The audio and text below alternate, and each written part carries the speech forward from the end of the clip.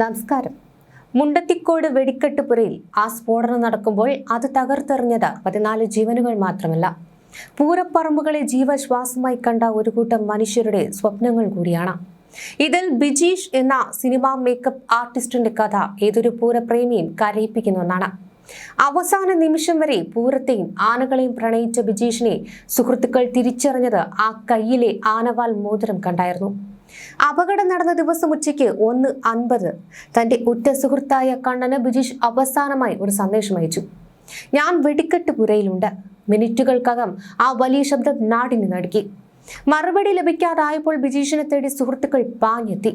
ചിന്നിച്ചിതറിയ മൃതദേഹങ്ങൾക്കിടയിൽ നിന്ന് കാതിലെ കടുക്കനും വിരലിലെ ആനവാൽ മോതിരവും കണ്ടാണ് തന്റെ പ്രിയ സുഹൃത്ത് ഇനിയില്ലെന്ന് കണ്ണൻ തിരിച്ചറിഞ്ഞത്.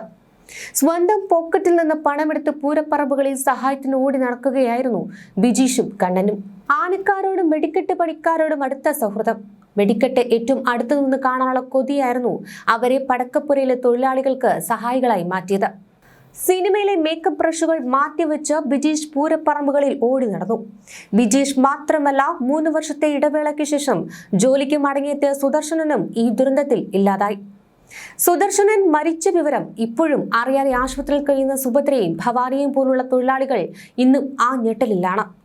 DNA പരിശോധനയിലൂടെ മാത്രം തിരിച്ചറിയേണ്ടി വന്ന ശരീരഭാഗങ്ങൾ ഈ ദുരന്തത്തിന്റെ തീവ്രത വെളിവാക്കുന്നു.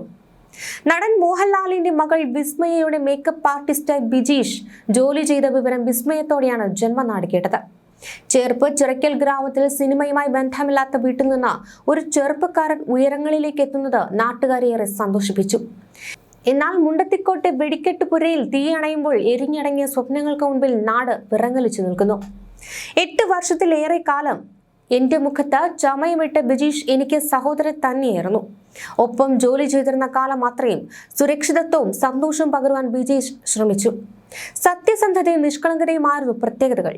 തൃശൂർ പൂരത്തിനോടുള്ള ബിജീഷിന്റെ ഇഷ്ടം അറിയാവുന്നതിനാൽ ഇത്തരത്തിലൊരു വിടവാങ്ങൽ ഹൃദയത്തെ ഉലച്ചു കളഞ്ഞു. ഇതായിരുന്നു നടി നമിത പ്രമോദ് കുറിച്ചത്.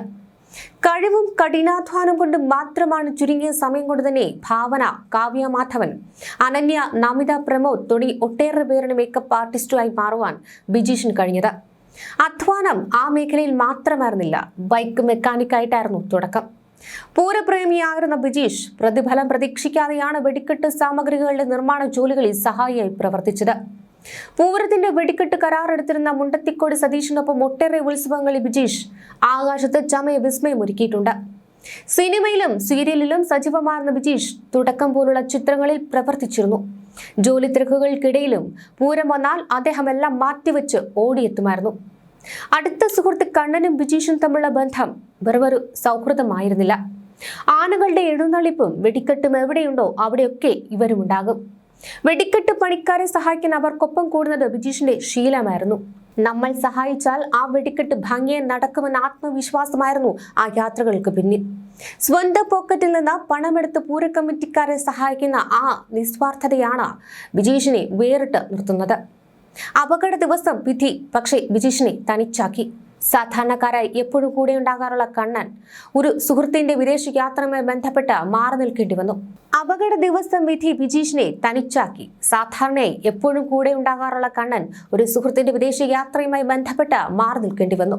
എങ്കിലും തന്റെ പ്രിയപ്പെട്ട പണിക്കാരെ സഹായിക്കാൻ ബിജീഷ് പതിവ് പോലെ മുണ്ടത്തിക്കോട്ടെത്തി. ബിജീഷിനൊപ്പം ആ തീയിൽ പൊളിഞ്ഞ മറ്റൊരു ജീവിതമാണ് സുദർശനൻ. 30 വർഷത്തെ അനുഭവ സമ്പത്തുള്ള കരിമരുന്ന് കലാകാരൻ. രോഗം മൂലം 3 വർഷം മാറി നിന്നിട്ടും ഈ സീസണിൽ അദ്ദേഹം തിരിച്ചെത്തിയത് തന്റെ സഹപ്രവർത്തകർക്ക് തണലാകാനാണ്. വിഷുവിന് വീട്ടിൽ പോയി മടങ്ങിയെത്തിയ സുദർശനൻ തന്റെ കീഴിലുള്ള സുഭദ്രയ്ക്കും ഭവാനിക്കും എന്നും ഒരു വലിയ കരുത്തായിരുന്നു. അപകടത്തിൽ പരിക്കേറ്റ സുഭദ്ര ഇപ്പോഴും ആശുപത്രിയിൽ സുദർശനനെ അന്വേഷിക്കുന്നുണ്ട്. തങ്ങളെ രക്ഷിക്കാൻ ശ്രമിച്ച ആ മനുഷ്യൻ ഇനി ഇല്ലെന്ന സത്യം അവരോട് ആർക്കും പറയാനാകുന്നില്ല. ചിന്നിച്ചിതറിയ ശരീരഭാഗങ്ങൾ DNA പരിശോധനയുടെ തിരിച്ചറിയേണ്ടി വരുന്ന അവസ്ഥ ഒരു നാടിന്റെ തന്നെ വേദനയാകുന്നു. ആഘോഷങ്ങൾ ഇനിയും വരും, പൂരങ്ങൾ ഇനിയും നടക്കും. പക്ഷേ ബിജീഷിനെ പോലെ സുദർശനനെ പോലെ ആവേശത്തോടെ ഓടി നടന്നവർ ഇല്ലാത്ത പൂരപ്പറമ്പുകൾ ഒരു തീരാ നോവായി തുടരും. അവരുടെ വിയോഗം കരിമരുന്ന് നിർമ്മാണത്തിലെ സുരക്ഷാ മുൻകരുതലുകളെ കുറിച്ച് വലിയ ചോദ്യങ്ങളാണ് അവശേഷിപ്പിക്കുന്നത്. ഈ കൂട്ടത്തിൽ ഉണ്ടായിരുന്ന പ്രേമ എന്നൊരു അമ്മയുണ്ട്. 3 തവണയായിരുന്നു അപകടത്തിൽ നിന്ന് അവർ രക്ഷപ്പെട്ടിരുന്നത്. തറവാട്ട് കുടുംബക്ഷേത്രത്തിലെ കളംപാട്ട് ഉത്സവത്തിൽ പങ്കെടുക്കുന്നതിനായി പ്രേമ ഉച്ചയോടെ വെല്ലൂരിലെത്തിയപ്പോഴേക്കും അതുവരെ ജോലി ചെയ്തിരുന്ന മുണ്ടത്തിക്കോട്ടെ വെടിക്കെട്ടുപുര സ്ഫോടനത്തിൽ കത്തിയമർന്നിരുന്നു.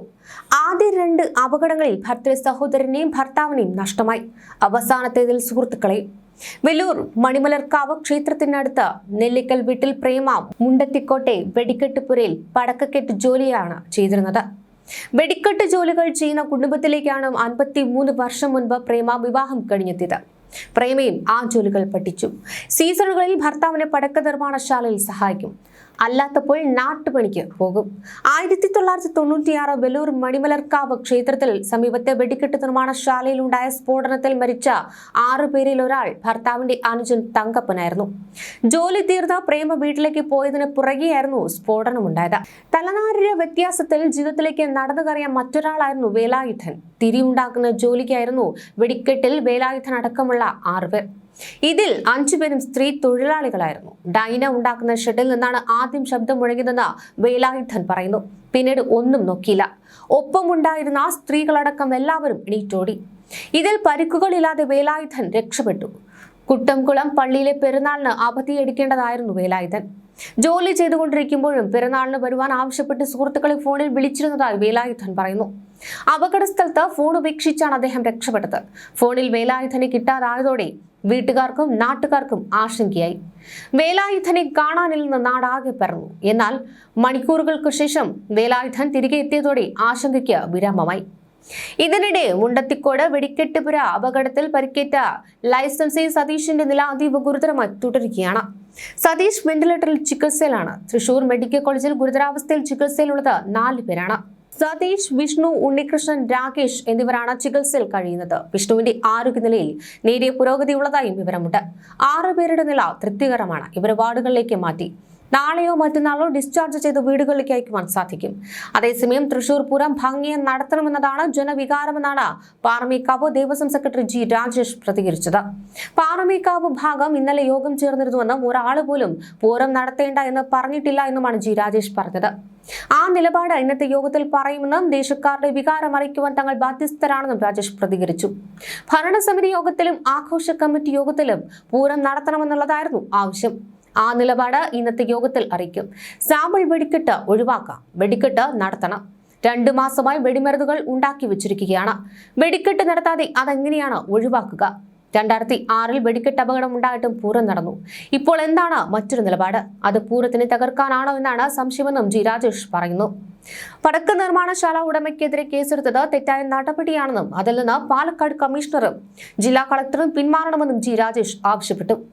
ജനങ്ങളുടെ കണ്ണിൽ പൊടിയിടുവാനുള്ള നടപടിയാണ് അതെന്ന് നിയമവിരുദ്ധമായി ഒന്നും ചെയ്തിട്ടില്ലെന്നും രാജേഷ് പറയുന്നു.